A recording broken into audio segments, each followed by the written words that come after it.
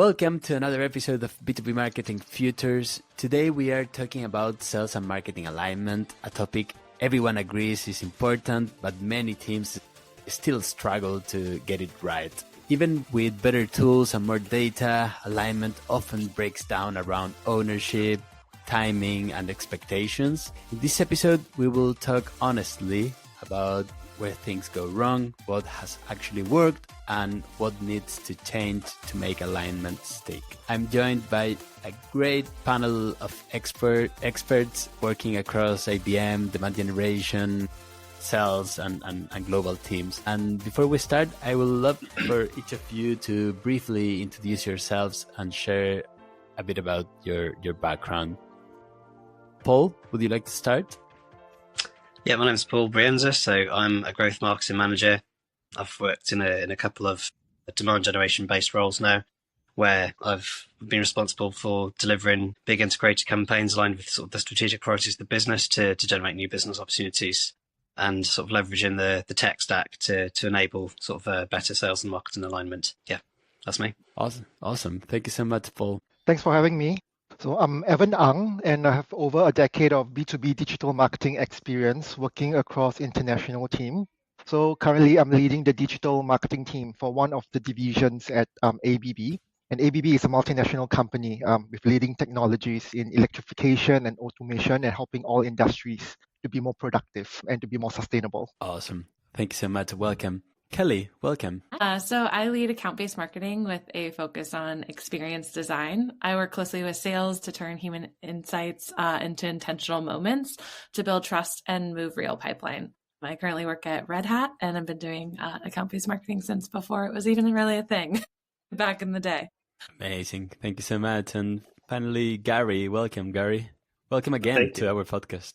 Thank you. I'm glad to be back. I lead global marketing operations here at InterSystems. We're a data management, analytics, and integration company. Over the course of my many years, I've done everything from top of funnel lead generation to sales and marketing alignment to field strategy, kind of the whole pipeline gamut. So I'm happy to be here. Well, thank you for those great introductions.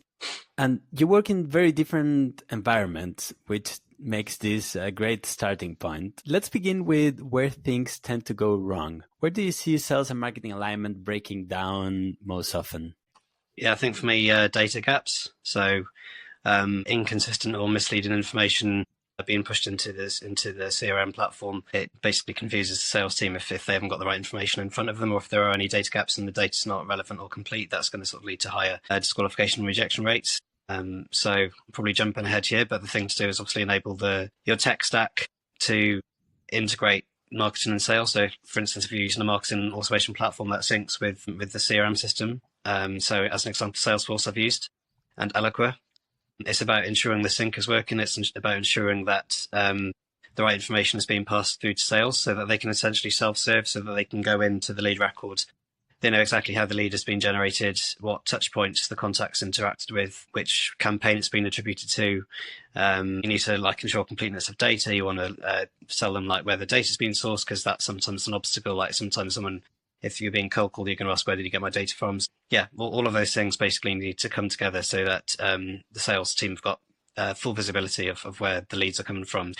If you've got data gaps, that can sort of lead to a breakdown between sales and marketing, and it can lead to a breakdown of trust as well between sales and marketing.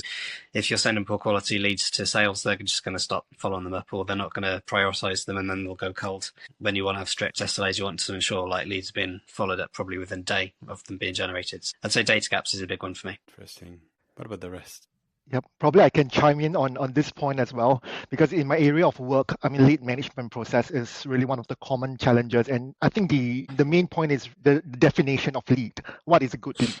What type of data we are collecting to identify, it's a good lead that our sales team can follow up on. And usually this is a gray area, I must say, because depending on what we are trying to achieve, right? Marketing will have one idea and sales will have the other idea. And we need to build a common customer profile in order for us to target the right audience, to make sure we generate the right content to engage with them, so that we can get good high quality leads that the sales will want to follow up. Yeah, and I'd expand on that. So I'd say from my end, there isn't confusion around the sort of what a lead means, like MQL. Sales team know that if it's MQL, it means it's come from marketing, is a lead. Like for us, we got two different statuses. One, which is lead, which means that they need to be nurtured further, and they wouldn't actually be routed to the sales team anyway. If it's an MQL, it will be routed to the sales team. So there's kind of no ambiguity. They know it's a lead generated by marketing. They know they need to follow it up. Where the confusion is how best to approach that lead. So they need to understand what level of intent has gone into creating that lead. So we have a differentiation between fast track leads and nurtured or scored leads. So if it's a scored or nurtured lead, it means they've come through a lead nurture program built on a lead score model, and the lead score model basically captures buying signals and determines at what point they're ready to become a lead, but they haven't actually specifically requested any contact from sales. Whereas if they're a fast track lead, they may have filled out a website form, for instance, and they have actually requested contact from sales. So what you need to make sure is that the sales team are crystal clear on the definition or the differentiation, should I say, between those two. Because what I found is that sometimes salespeople are going into a nurtured lead and they're treating it as a fast track lead, and they assume that they've requested a contact from sales when actually they haven't. And as soon as they get on the phone and someone says to them, no, actually, I haven't asked for a demo, they then put the phone down and they get disqualified when actually they need to be worked a bit more, because they have actually shown, quite a lot of interaction across their sort of across their life cycle. And you should be able to see that in a lead record. So, yeah. Really interesting. What about the rest? Where do you see the breaking down the sales and marketing alignment? I agree with all of those points, and they're massive common problems. I see alignment. I see alignment as, to put it as it's a stool. You have four legs of the stool. You have communication, collaboration, technology, and then you have process. And you need all of those working hand in hand, or else your stool is going to be wobbly and you're falling over. For me, what I have historically seen, not just in our organization but in other organizations that I've worked with and partnered with, it's the process. A lot of times there's disagreement on process or workflows. And to Paul's point, so you think something's a nurture lead, it may be a fast track, or you think something's, one way or the other, and they're jumping in and they're grabbing them when they should be focused elsewhere. If you have that type of process and workflow misalignment, it breaks down all the other pieces of the puzzle. I feel like we're all saying the same things in different ways. Yeah. I'd say, like, at least my opinion would be it comes down to translation. We're all having the same business outcomes and goals, but we measure things differently and say things differently when it comes to sales and marketing. So while, sales might come to us and say, like, I just closed a $6 million opportunity, and that's great, it comes down to who was the contacts that engaged with that. Did our content actually influence that? We're looking at it more from a forensic lens, and, sales is looking at, like, we won, this is great. And we're looking at it like, okay, we won, but what went into that? How do we, like, replicate it or, further expand upon it? So it's all kind of the same, but yeah. Marketing is an always on fight. Where did it source? What was the last touch? What was the first touch? I want this as part of my ROI puzzle for my event. You want to just say it was, sales prospect. I think saying it's a fight is also part of the problem, because if we start to say it's a fight, then that's when we start to think of the sales and the marketing being in completely different camps, and that's part of the problem. Yeah, and Kelli, so actually, Kelli, before we continue, I'm curious to know, in a one-to-one ABM context, where the mistakes are more visible, where do things usually go wrong? Is it timing, sequencing, or agreement on priorities? I don't know. Tell us about one example when things go wrong in one-to-one ABM. I think when things go wrong is not having an understanding of, like, what ABM is, that it is a sales and marketing motion, when there's that, like, misalignment there and there isn't that communication ongoing. I like to always say to my sales reps that, like, my door or Slack is always open sort of thing. But, like, a recent sort of example would be when an MDR was putting the wrong leads into the wrong sequence that I had built custom for a customer specifically. So he was putting, like, from account A into account B's sequence, and basically account B was custom to a specific microsite that didn't even speak to account A. So it was just like a misunderstanding. He was getting in, like, a large amount of queue, and, completely understandable because he handles all of our larger industry-based queues for the leads that we acquire from a content perspective, from events, like all across the board. So for him, at the end of the day, it was just like numbers. Like he just wanted to move people through like the sequence that was built. And what I ended up doing was just sitting him down and walking him through, like, here's the content that they went through. Here's what they're actually being directed to. Like, this is a very custom level sort of natured approach, as opposed to just like, your kind of standard blanket outreach. Like, you don't want to be sending the CEO of some sort of organization like, hey, did you talk to us recently? That sort of thing. You want to be sending them like, I saw you engage with us on XYZ. I actually have more information about that. Also, I saw that you went to Ohio University. I did too, like that sort of thing. You want to make it more custom. And I think that like miscommunication on ABM, but also like, more of these white glove level sort of approaches that we're doing is where some of that misconnect can also happen. So I've kind of worked for a couple of fairly large global organizations where you've got sales teams across the globe in different locations. So yeah, in that scenario, and also there's quite a high staff churn in sales teams. Like, people come and go quite a high degree of frequency. I'd say communication between marketing and sales, and sort of the educational piece around where leads are coming from can be a challenge in that particular scenario. I mean, if you're working for a small SME, then it might be a bit easier, but certainly if you're in a large corporate and it's a global company and you're trying to reach out to people across the globe who work in different time zones, that's why, going back to what I said earlier, it's really important that you can get to a place where there are no data gaps and where salespeople can just self-serve and go into lead record and they know exactly how to approach that lead based on the information presented to them, because it's pretty challenging otherwise to have loads and loads of different meetings and one-to-ones and so on and so forth when you're working for a large corporate. Yeah, and Evan, you also work for a large organization, global organization. Where does the misalignment show up most clearly, between global and local teams or between sales and marketing? That is a very good question.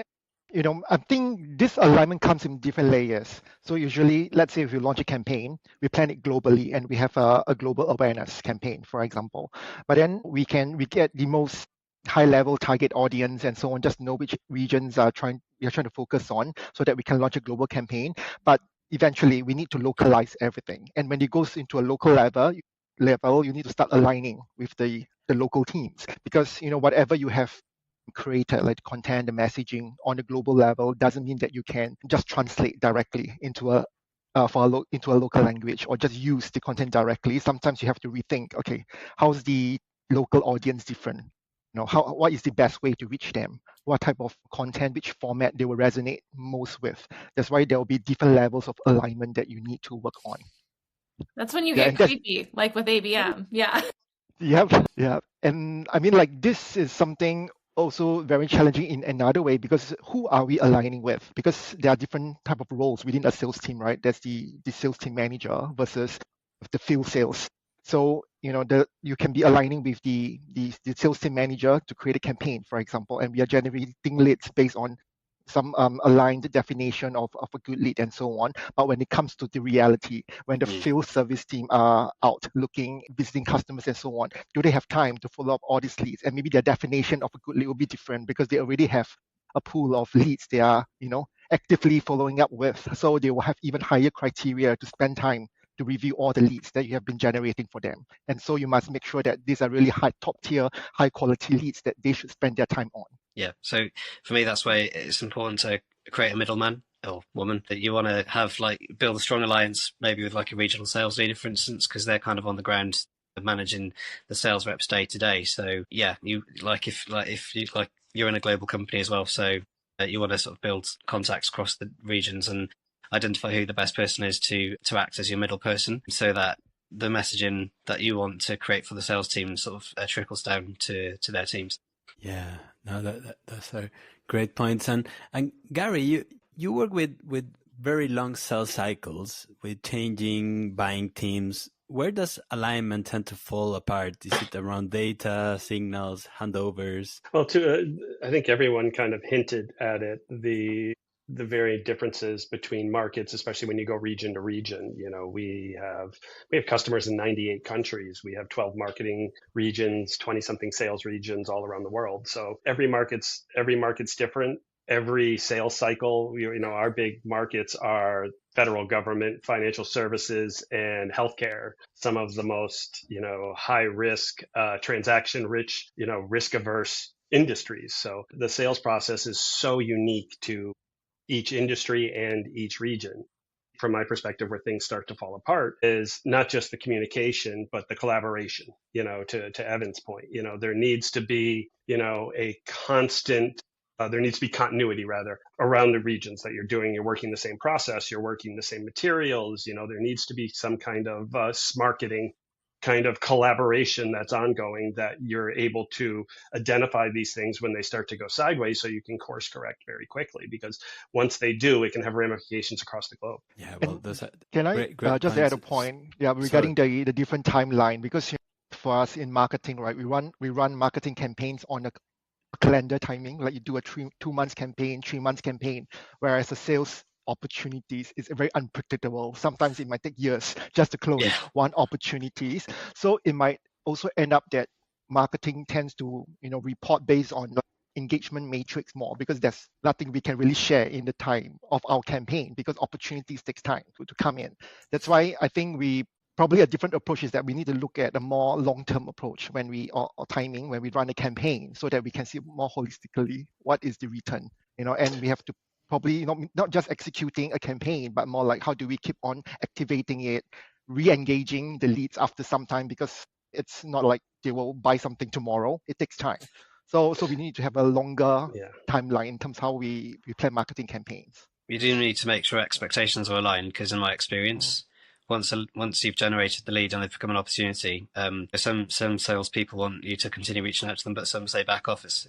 I want to do my own nurturing at this point, even if it takes 12 months, 2 years for them to become an opportunity. I've experienced instances where they don't want them to be nurtured by marketing anymore. I mean, if you keep bombarding them with emails, then it can obviously be a bit of a nuisance and could actually be detrimental to the sort of the chances of it actually converting to a customer. Yeah, I think it's, like I said, it's just about making sure you align expectations and knowing what sales want. They might actually prefer you to leave them out of the campaign so that they can do their own nurturing when they've reached the opportunity stage. Yeah, to expand on what Paul said, and actually what Kelli was mentioning around ABM motions. Sometimes always on campaigns, nurture type campaigns, especially when you're in ABM type cadences, can have a detrimental effect on an ABM motion. Like if you're kind of mid campaign and you've gotten some traction with them, and you've moved from AI, you're over in the D, and you think you're starting to get close to opportunistic state, and then where suddenly marketing starts nurturing them and saying, hey, have you heard of this product? Well, yeah, I've been engaged with sales for 6 months on it. Why are you sending? It creates some misfire. I think that's also where it helps to have that alignment and that constant communication and connection with one another. Like, if they're going to a conference and then they're uploaded into Salesforce and they're not marked as do not contact, and you've got your MDR reaching out to someone that is in the middle of a deal, that could kill something. It almost happened once at our organization. So there's definitely a lot of plug and play, but I also think, kind of to all of our points about how this is a longer, it's not just like an instant sort of quick fix kind of hit. Like you do have those instances, especially like in ABM or in some of the one-to-one engagements, but it is also a lot longer 6 to 8 month play. Like if you're running a custom event or a series or something to that effect, it doesn't mean that someone's going to enlist an opportunity tomorrow. You have to follow them and, continue engaging with them. And then, come to find maybe in a year, they will be a part of a different opportunity that wasn't forecasted in the original future. But that's just a great win to point to sales for. Yeah, I think we've been talking about the importance of having processes in place, but alignment only matters if it helps sales perform better. So let's talk about the outcomes. And how do you make sure marketing activity actually helps sales do their job? I'll jump in first. You need shared goals. You need shared metrics, KPIs. You need, from your leads, X times this equals, those type of metrics. So you have to have a clear, concise, and collaborated set of measurements, of goals. Marketing is responsible for top of funnel and generating up through MQL. Sales needs to do their piece, and the handoff needs to go. So they have to be shared, and you both have to have a piece of the pie. There has to be a lot and very stringent and defined SLAs between them during the handoff process. Those are to me are the critical pieces. Yeah, and I'd say because we don't always have unified goals, so marketing are often targeted on the number of leads they generate, and sales, you're looking further down the funnel, they get targeted more on pipeline conversion. And because there's a misalignment of goals, we're going back to the first question now, that can lead to sort of one of the most common breakdowns between sales and marketing. Now, for me, I've been banging the drum constantly, and I think we are starting to shift towards a place where marketing are now getting targeted more for pipeline generation. And I think that kind of aligns more with how sales. I think if we can get to that place in general as a marketing industry, I think that particular challenge is going to be sort of alleviated. So ideally, you want to be focusing more, and to build trust with sales, you want to be focusing more on delivering quality leads rather than the quantity of leads. It does actually come from sales as well. Like there's especially from senior stakeholders, there's a lot of pressure on how many leads you're generating. But I think if you can focus more on quality over quantity, and you're more likely to do that, and the business is more likely to pull in that direction if the key KPI for marketing is, let's just say, open pipeline as an example. How much pipeline have you generated per campaign over the course of the year? So to Gary's point, that would mean that your goals are aligned with sales, and there's less likely to be that breakdown. I'd also say I think it's also about education too. Like, I don't know about you guys, but when I talk to sales and I say MQLs, I see eyes glaze over. So I think, it's showing them what that actually means, like a lead versus a contact, and really like creating that education path for them helps to resonate, and also understand that like we're all working towards one goal, one team. Like we speak different languages, but we're really meaning the same things. So yeah. Yeah, but I totally get the value of pipeline and generating leads, but how do you tell when content or engagement is helping sales conversations rather than getting in their way? I think you need to sort of create a sort of feedback loop.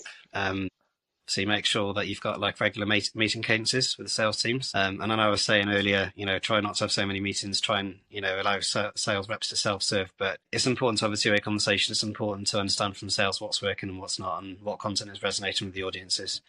So yeah, you can do that by obviously creating a feedback loop. Make sure you can communicate to them via, lots of businesses use Teams, for instance. So you might have like group chats, and that's an opportunity to kind of reach out to salespeople, as well as having a regular meeting cadence. I'd say maybe bi-monthly for each regional sales team. I think one thing we also have to recognize is that on the customer side, right, their buying behavior has changed as well. It's not just one lead and you get one order.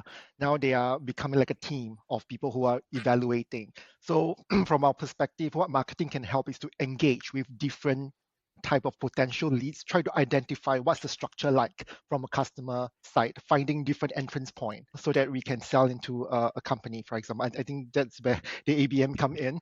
But then definitely, I think that requires alignment, trying to understand from sales what is the persona of the customers we are speaking to, what are the different type of messages, information that will be required. Because, for example, an engineer versus a business developer versus IT manager, you might need different type of information, different type of messages to resonate with. And that's how we have to personalize everything that we are doing now in terms of content, messaging, and so on. And I think that's a topic that we have to transfer over to the sales team as well, because we are not going to do a broadcast type of marketing anymore. But what marketing can really help you is to reach out and engage with the different type of influencers, business decision maker in the customer side that can help to close an opportunity. I'm being very clear. You create different campaigns for different personas, or you map accounts, and you need to ensure that you have touched all the decision makers that you map in that account before you move that to a certain stage. I don't know. How do you guys plan around that? And maybe Kelli can speak better to this because of the ABM. But it's to Evan's point, understanding the buy groups, and traditionally a lot of times it's extending your ICPs. Your ICPs are organizational goals, but you need to have a layer down that says, what are the personas of the various buying groups. You have people who are operational, people who are sales, people who are strategic, people who are product, people who are project. What are their needs? What are their, so it becomes, and content plays a critical role in that, because if you're not messaging to those personas as they're going through the buyer journey, if you're not kind of laying that out and saying this person needs to get this at this time, things can create just complete misalignment with what their organizational challenges are or what they're trying to evaluate.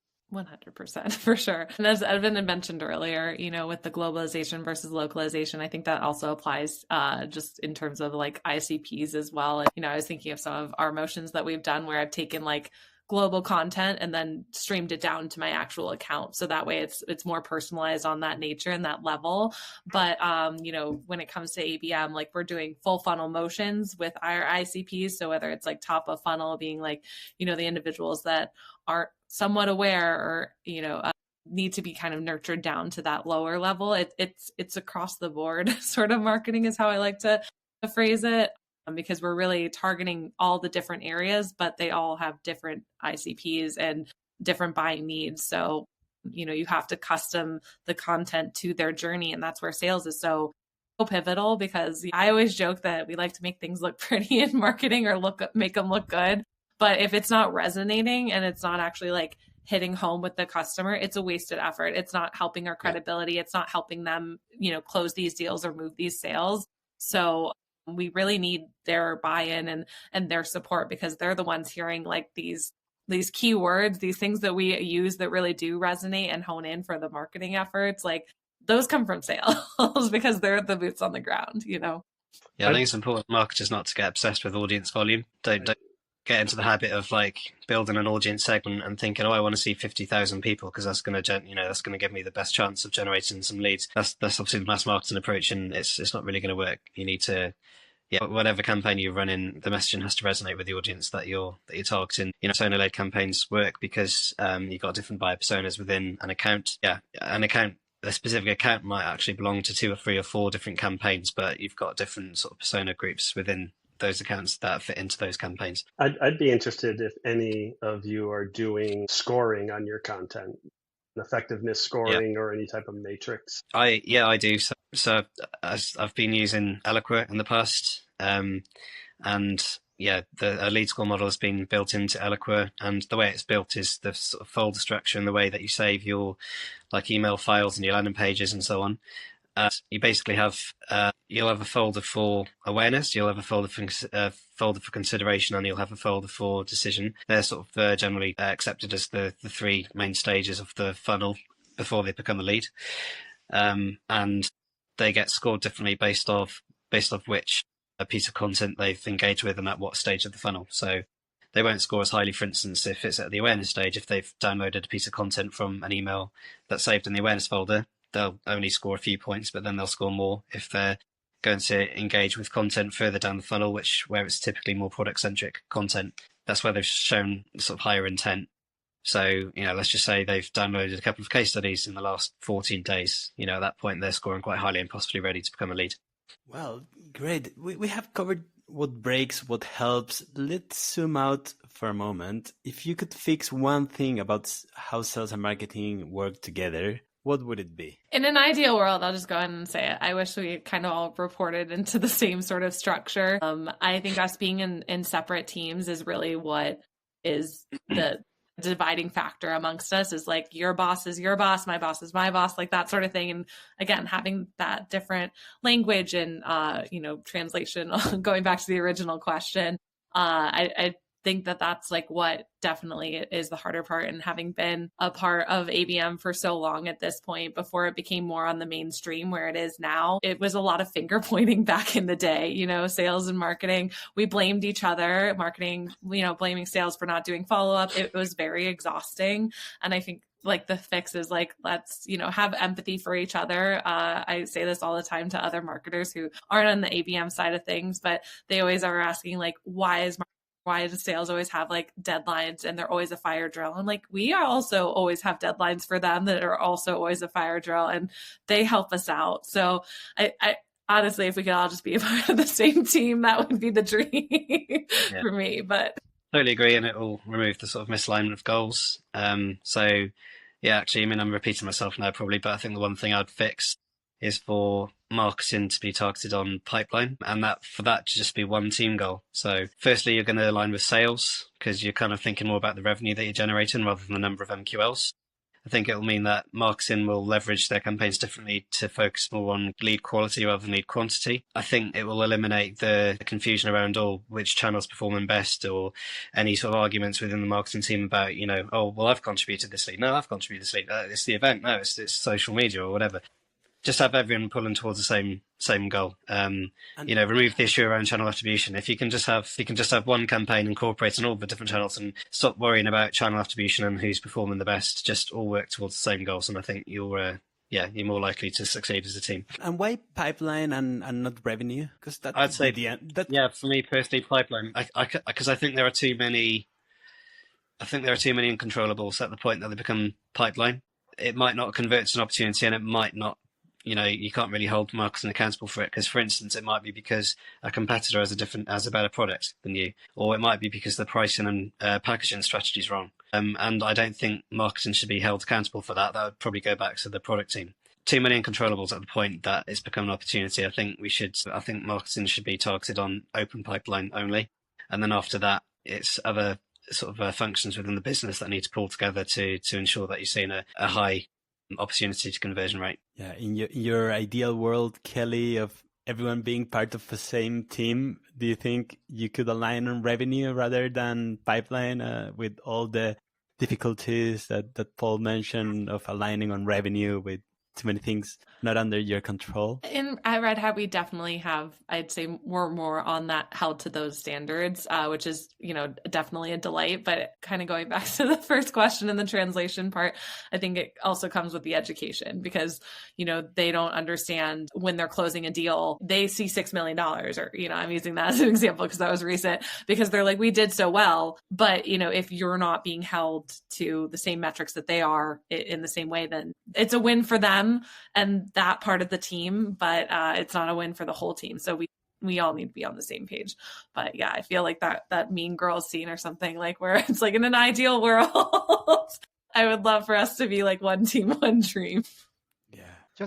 Maybe just to add, I think I can just echo what Paul and Kelli has mentioned. And I think besides having a shared goal, right, there should also be like clear ownership if we are a team. Who's responsible for different part of the process, like from lead generation to lead handover and so on. It should be clear what everyone is doing. And I think even within the marketing team itself, depending on how big the team, what different functions you have. Because for example, I come from digital marketing, it's like a function within a function. Whenever we plan like a campaign, a product launch, you involve different type of roles within marketing. You have digital marketing, you have content manager, you have product marketing. Everybody plays a different role, and sometimes sales might be confused what each of you are doing because we come to a joint meeting with all the marketing functions together. I think we should be aligned as well. We are clear, having a good governance process, what we are actually doing, so that we can give the right input and not confuse sales when they are trying to, give us some idea, but we keep on asking different questions that they might not understand what we are actually trying to achieve. So I think if we can come up with a clear ownership process, within the team regarding the whole process, how we work with each other, I think that will definitely help sales to understand better how marketing works and how marketing is supporting them. All right. Thank you so much for all those insights. This has been a great conversation. We covered a lot of the things about alignment, not just the theory. Thank you so much, Kelli, Gary, Paul, and Ivan, for sharing your experience. Thank you for all the ones listening to B2B Marketing Futures.